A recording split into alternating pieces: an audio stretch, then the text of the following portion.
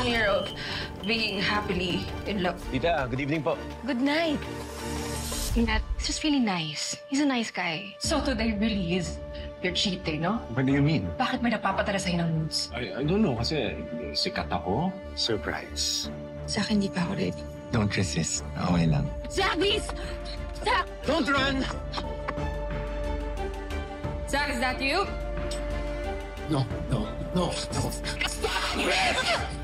We're over. She must pay for her sins. Babae, ang gumawa na to kay Zach.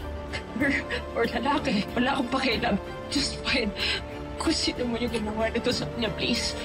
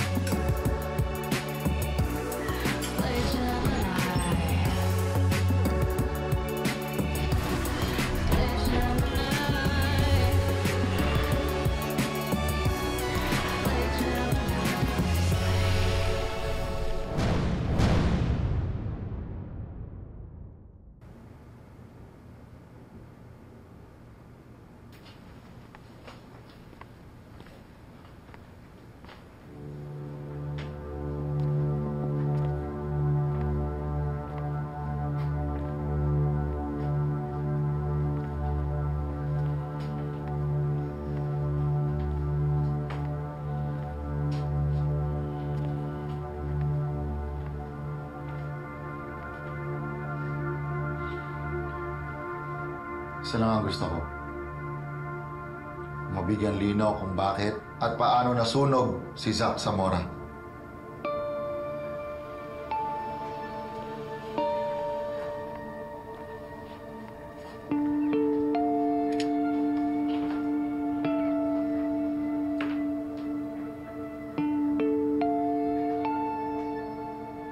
Boss, sanay ako na pagkain ang niluluto sa apoy, hindi tao.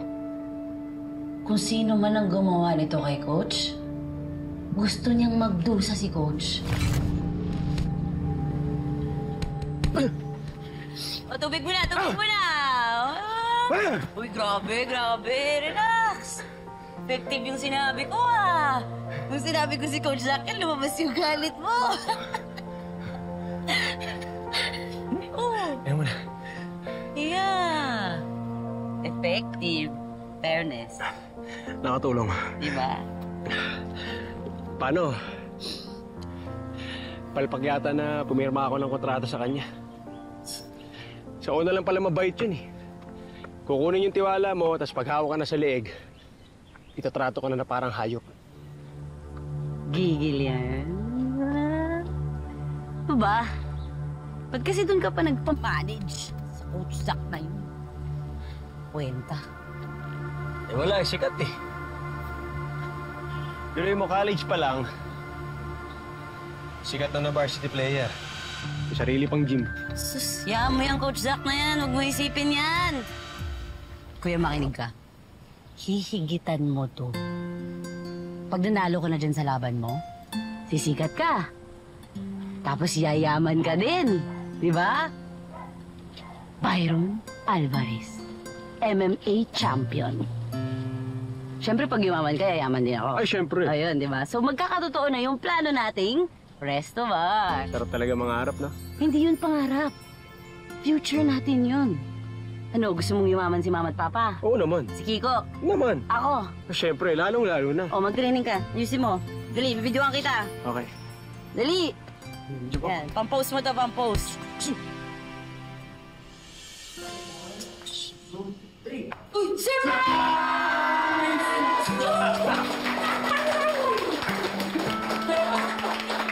Ano meron? Itong mama mo, hindi pa man kayo umaalis, nalulungkot na. Hindi kasi ako sanay na sabay sila ang mawawala. Oo nga, ito si Mama eh, no? Okay nga, oo. Ma, sa Manila lang ako magti-training. Itong si Sugar, ang malalayo.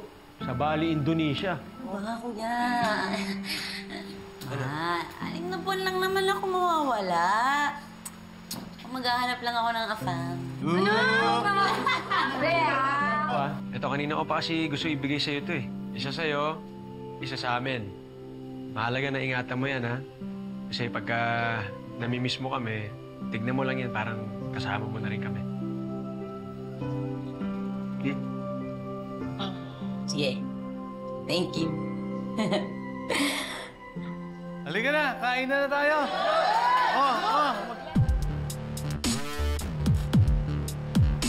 Miss Philippines, can you move faster, please, Yes, sir? yes, sir, yes. Sugar! Ma'am, ako. Pusin mo na yan. Opo. Sige po, ma'am. Salamat po.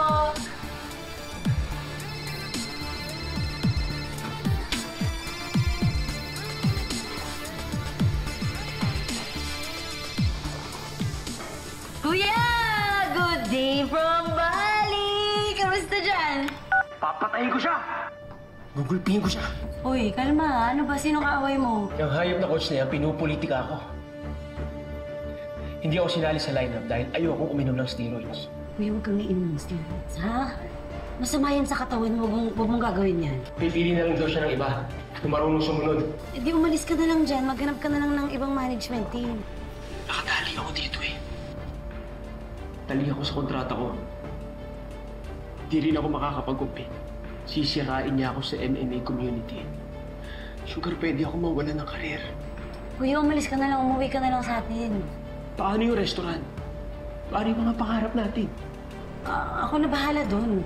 Magdodoble kayod na lang ako dito para mas lumaki yung ipon. Aalis ka, ha? Sige na. Nagtatrabaho pa ako. Bye-bye.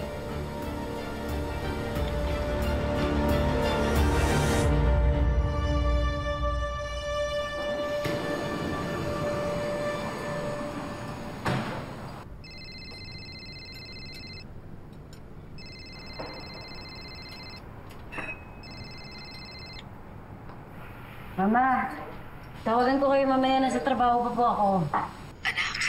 Anak, umuwi ka na. Umiyak ka ba? Wala na si Kuya Byron. Patay na ko na Byron mo. Patay na.